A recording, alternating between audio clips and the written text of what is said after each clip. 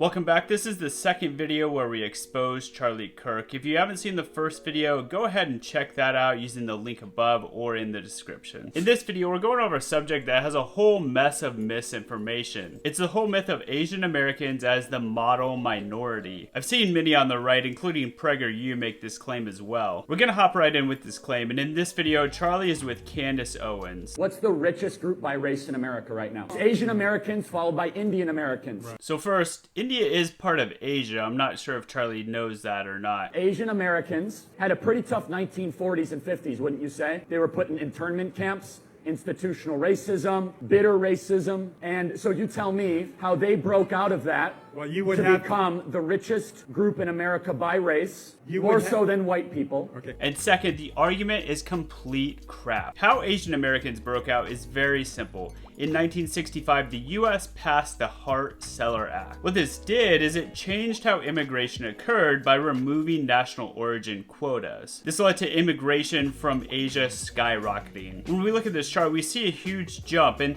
that doesn't happen because people are having a lot of babies. This occurs because of immigration. So I'm sorry, Charlie. We can see that the Asian population was 12 times higher in 2000 as in 1960, right before the Hart-Celler Act. And it doubled since 2000. That's a huge increase. So right away, we're talking about two completely different groups. Those before the Hart-Celler Act, who Charlie refers to, and those after, who immigrated and make up the overwhelming majority of the current Asian American population. And the person debating them actually mentions this. You would have to prove that the people, the Japanese that were interned in the 40s, that it is their family that is now has now ascended to a position of wealth. It doesn't necessarily compute that they were disadvantaged during that period and now they've overcome. So this is the correct response. Unfortunately, he didn't have the numbers to argue his point. And then Candace Owens says, so why don't you prove to us that in your generation that the people that were poor, that held on to the middle class are still middle class today?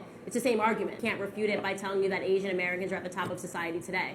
Which one is just a straight deflection, and we'll get into that in part 3. But 2, she or Charlie need to provide evidence that it's the same people who rose up to be successful and not a different group like immigration that allowed Asian Americans to be successful. And this is one thing that Charlie does. He doesn't provide all the information. I mentioned this in the first video, and it's either because it would hurt his argument, like in this case, or because he's just naive about the subject, and that means he shouldn't be discussing it in the first place. And he makes his claim in other videos as well. Racist against Asian Americans, and now they're the richest in America, so they went through a vast time of inequities, and they rose above it, and they're much richer per income and wealth than white Americans. No, Asian Americans are the richest by race. The second are Indian Americans, people from India.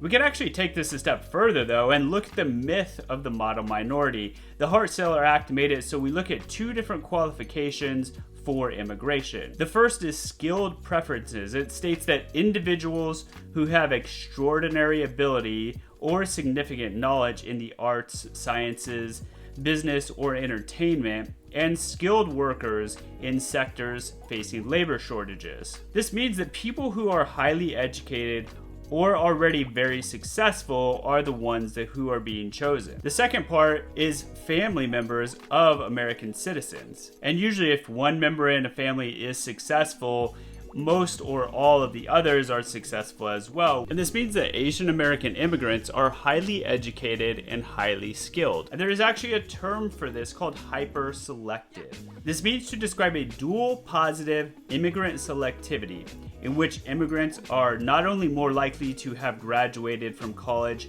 than their non-migrant counterparts from their countries of origin, but also more likely to have a college degree than the host society. What that means is the group that is immigrating is not only more successful and highly educated compared to their country of origin, they're also highly educated and more successful than the country that they are moving to. We can look at immigrants from India. Since 2001, half of H-1B visas, which require a bachelor's degree or equivalent, have gone to India. That's around 33,000 Indians per year. There are roughly 100,000 Indian immigrants per year. This means if H-1B Indian migrants were the only ones with bachelor's degrees, 1/3 have at least a bachelor's degree. That's nearly the number of Americans with bachelor's degrees, but there are definitely some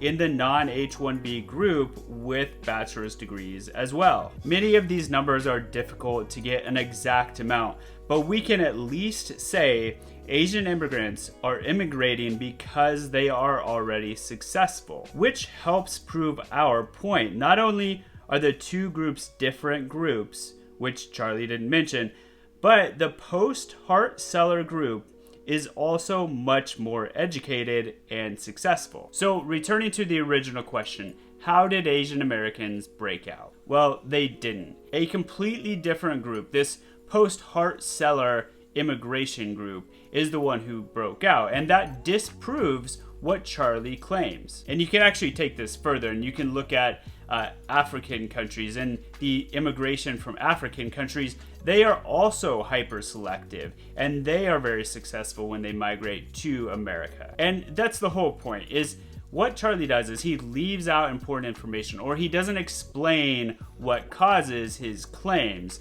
And that's why you should like and subscribe, because we're going to have a third video, and it's going to explain some of the tactics he uses and some of the things he does to win his arguments or win his debates. So again, like and subscribe, and thanks for watching.